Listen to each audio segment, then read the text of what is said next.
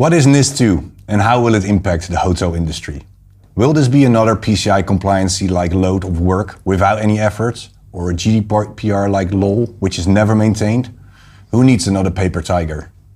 Welcome to Never Check Out.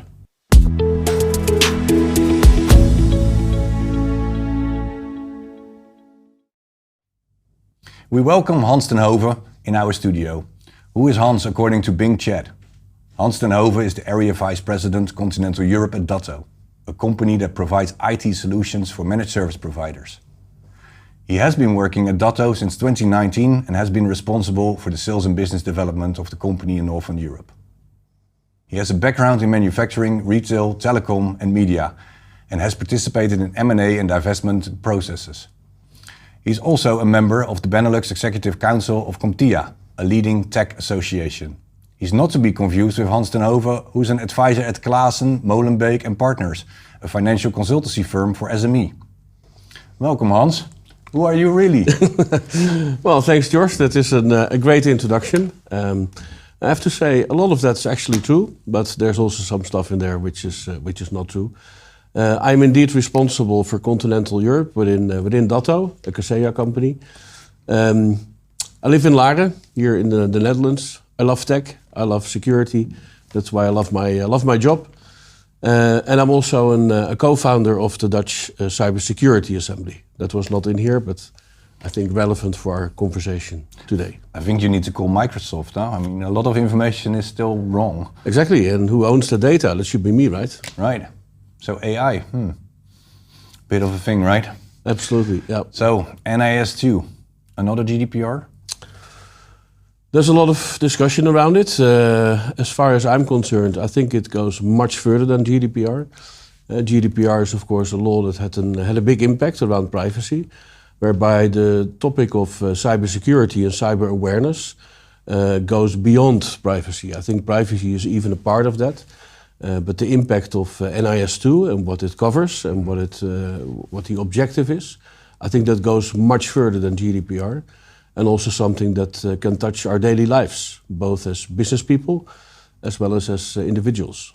Do you think it will be maintained? Will there be fines in the future?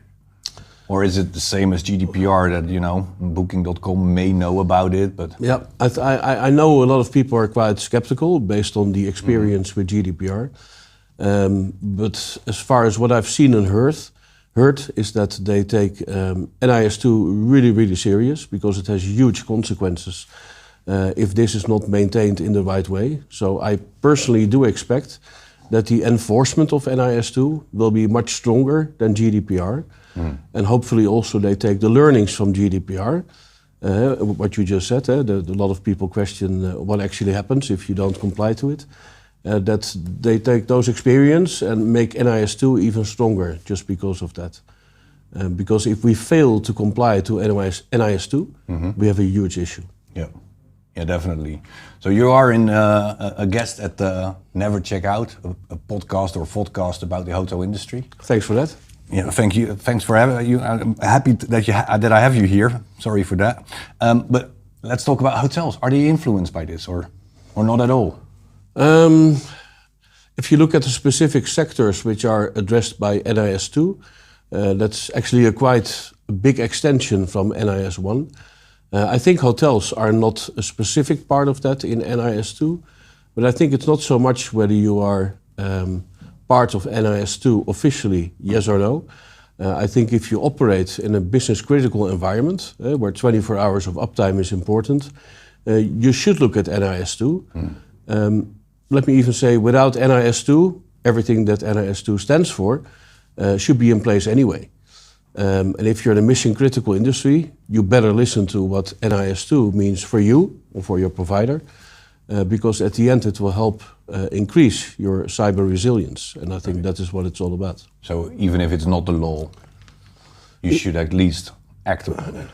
Yeah, I mean, I think everybody, and especially as a company, and especially as a company with a high uptime, who can never be down, you should be quite busy with your cyber resilience. Right. Because if an incident happens and you have no way to recover from that or prevent it, you could be out of business. So that should be a concern anyway.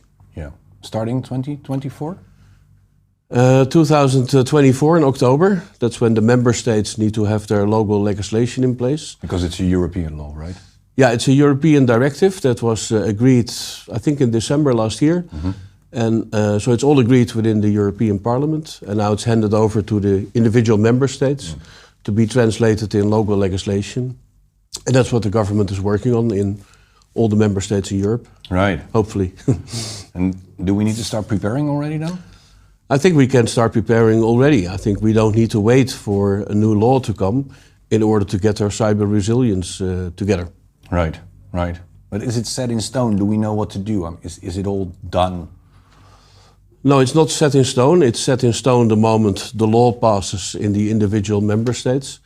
What that exactly will say, that is only known by then.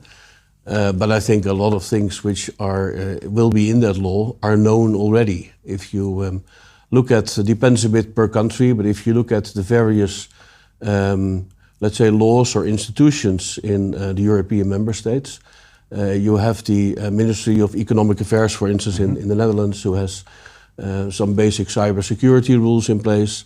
There's lots of cyber rules that companies, MSPs, vendors like my company, they all have things in place which helps you to increase your cyber resilience.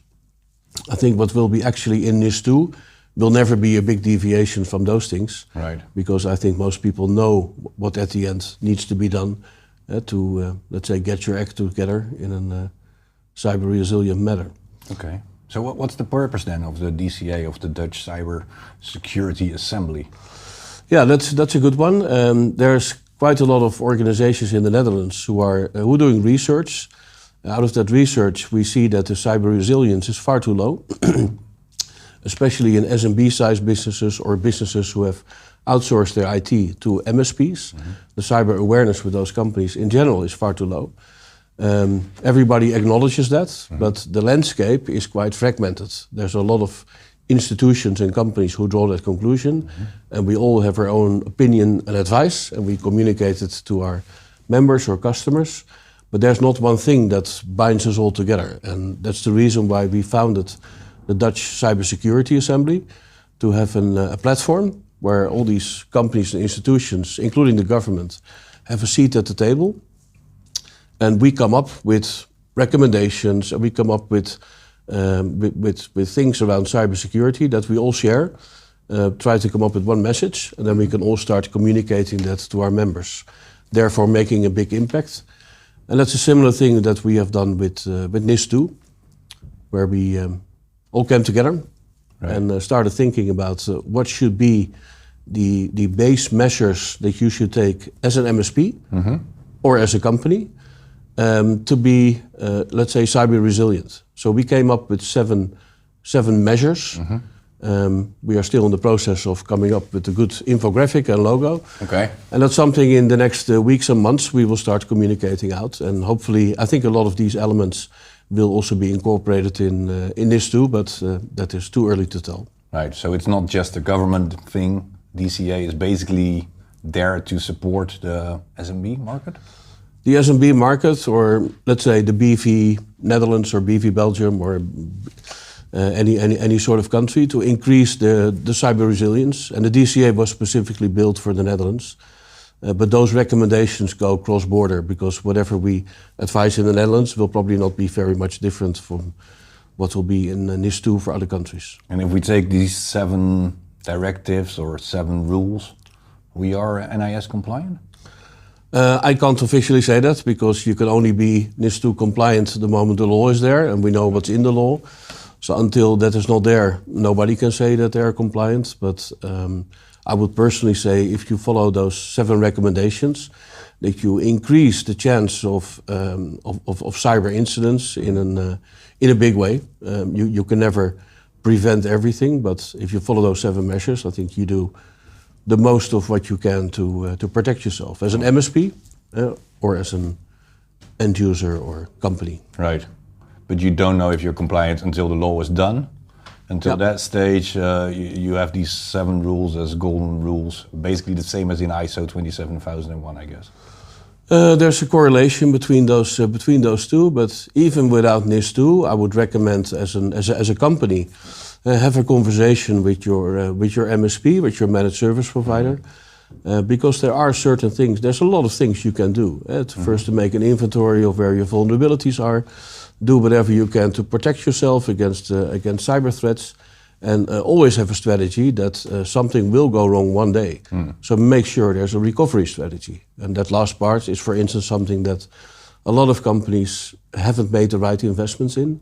That will hopefully also be covered in NIS2, that you have that. Because they're just taking backups, so they don't have a recovery plan. They don't do the practice. They just don't know, right? They do have the data, but they don't have the systems when things go wrong. No, exactly. And backup is good to prevent you against data loss.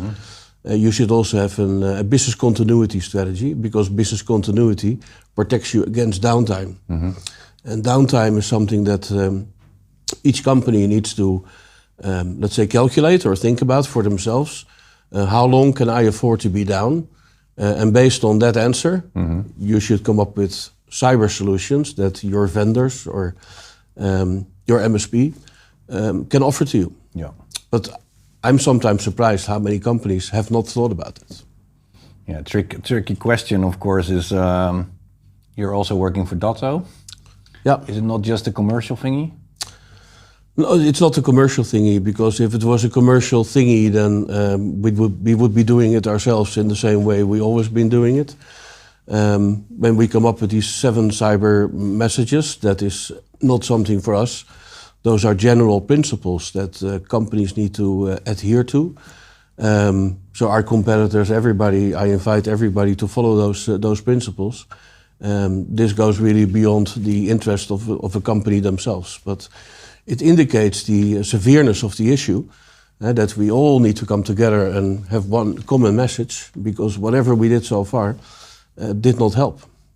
Yeah, and I think even within the DCA, there's multiple MSPs in there already, right? Who are actually competitors of each other. Now the DCA, there's associations in there, the government is in there, a couple of security companies, but also on purpose, a couple of very large MSPs who speak on behalf of tens of thousands of end users, but also they speak on behalf of the MSP community.